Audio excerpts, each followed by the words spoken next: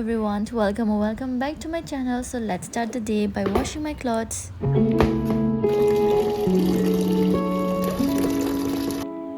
Pishuramlaga, I'm going to take shower. As I have already mentioned in one of my previous videos, every month there will be a giveaway. Ningjang ngashi di sigi video sida giveaway ama tause.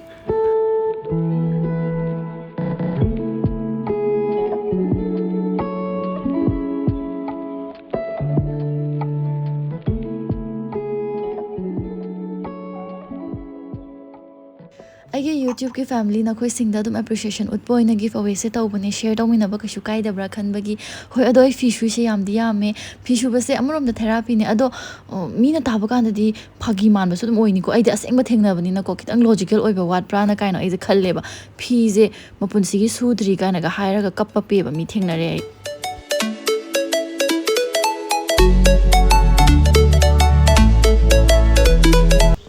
loire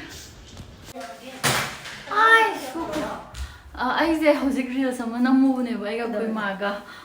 maga ai gi reels ama asing bai di ai se kaino gumma la ka na tang nam me ba pa na thoi na nam ba doi mon hojik sang bo chu oi de ba adu gi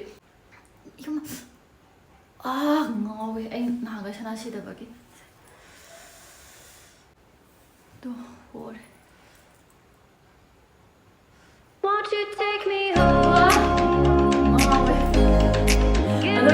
I say accident mu ba base you know sigi se nappane ba thoina haidi phakto khiyana ba haidi thoina ba dudi yamna comfortable oi dedana adugi ai se ongo khani won't you take me home and give me wings to fly we can be alone in the castle in the sky we can run away and leave this world behind please just take me home to a castle in the sky. Hojik I'm doing some of my PhD related works. Aduga hoi giveaway ki matang da hire gadi aina sigi video sit ulaka toriba perfume kar ulaka ni ba sigi perfume se mayam da adum giveaway tawge na khanjabane either mi ani natraga mi ama khan ge tawbane adu sigi se comment da ani na yamagadi ani tawrni ama tang da pire se hire gadi ama tang da dum pitho ani adu maina mayam gi comment tu gi matung ina voting tawrni. I was lotion ba loire so I'll be going out with my family and my cousins adogi haidi ko ire thok ta ba adogi mokhoina engonda tum hapetang thuzina trudi nang ya refresh oi thu se hamne and ekhoi se nungbi kenom haidai ne chapu haibra pokki ke no dobido adu tu se chawa chattoi ne ba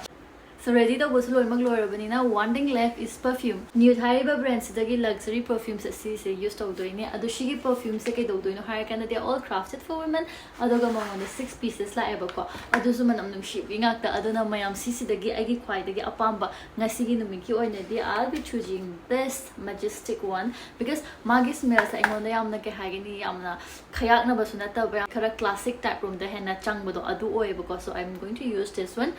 Neud ki luxury perfume se long lasting yam oye kai gino har kan dekoi India gi oina di first time perfume CP technology thadaraga sabado ma oidoine aduga ma se ekhoina dum haidi pulse point kumbada neck chest adi soldiers kumbada adum kapiraga manam do kuina chatpane ba mood ki matung ina padum perfume gumba change tongning ba khotning ba leiraga su sigi perfume sidi 6 pieces sa lak padina occasion gi matung ina change ka tor su yaye han bagi se timeless ne ado magi manam se khoina ka dagi ga thokraga su mi se dum manam le hobido adu type oi banu shiyamna aduga mathang gi sina hypnotize ne madi pura girly pura barbie type ne leidoi se manam se mathang gi sina ai gi favorite majestic ne yam classic oi magi manam se mathang gi sina standard ne ado mai sina khara fresh oi raga iru lu raga ga tholak pado adu type oi ba ko manam se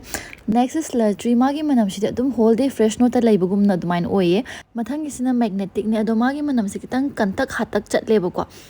more than 8 hours and a long lasting oiba perfume ne duga affordable so ibina aina mayam da try to haninge ba hapet yang haninge ado hoi dawya ba ai gi site gi mi ani na traga mi amado makhoi na ta ba atopa khaina shu pa magadi ai pham ga ka da loin mag link to description da hapcharam ge masagi website na traga su Amazon amadi Flipkart adum phangmane check out to biyo Adam yam I hojik thokna ba tawrani ba ko thokpa kanda ai perfume pu doine after all se is a pocket friendly oiba perfume ni na I'll be taking my favorite which is the majestic aduga ai gi sigi bag se da hapchalaga chatla da bane chatna ba tawrase me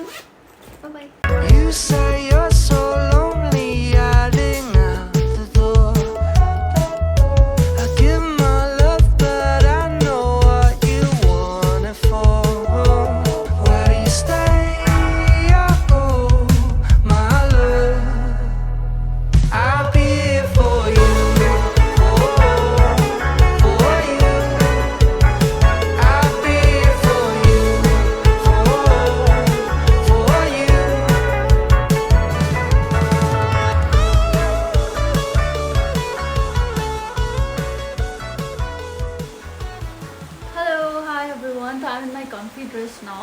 ai nga sai pot lai bo ka chat lo ba do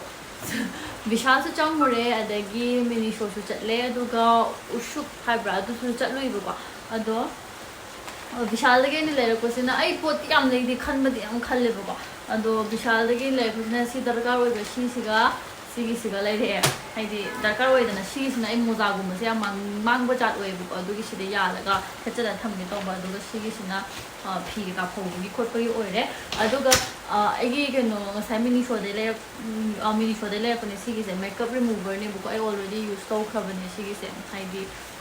over use to raga si gi se piece manga mu ha pa ma le piece manga mu to ba ma gen thok re ba ko sai gi da adu hai de ko mama ho de ko I chanu pi na pi de ko chi che ko mo ge de pi thok re adu ge ai gi so amma khak thama re ba adu le ra ge na ba su kai de na adu gi so this one with me am comfortable way soft hai adu hai di la sim na taw de so ko de si gi sina reusable so oi ba gi khara su nungai ba do ai am thu na wa nga ba ma khara tap na wa nga ge